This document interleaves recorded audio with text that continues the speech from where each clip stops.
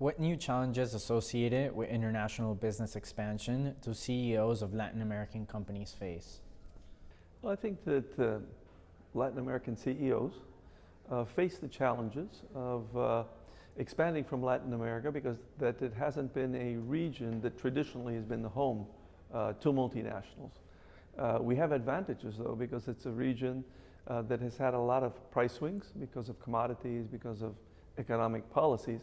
So, we're used to dealing in circumstances where we have to be very agile and very open-minded. What are the main errors that should be avoided when entering a new market? I think when entering a new market, one should always be aware of the differences. In other words, don't assume that it worked in one market, it's going to work exactly the same in another.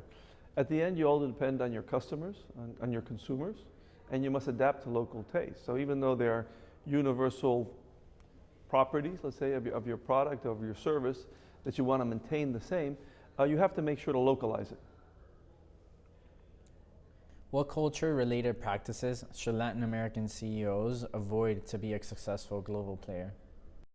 Well, as I said, I think Latin American CEOs in general, we're used to being very agile and having to think outside the box because in general our markets have been more volatile than some of the more developed markets. So I would say that the one thing to sort of avoid is to, again, realize how business is done in different countries. And so especially in larger markets, they tend to be more rules-driven than in Latin American countries. What is the most important trait of Latin American CEOs that they should preserve to lead a global expansion? I think it's that flexibility.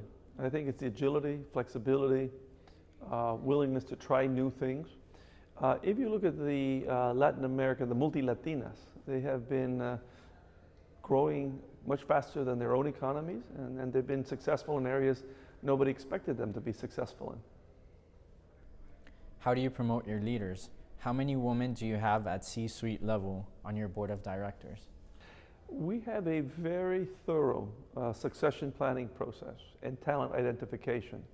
So we really look throughout the organization to try to see who are the sort of 200 people with the most talent, and then see what sort of career development they could have, like what positions do they need to have in the future to develop them for even higher roles.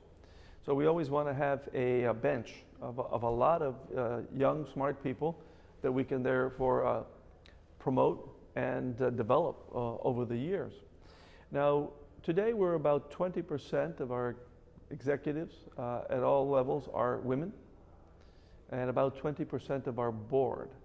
We would certainly like to get this up to 30% over the next couple years.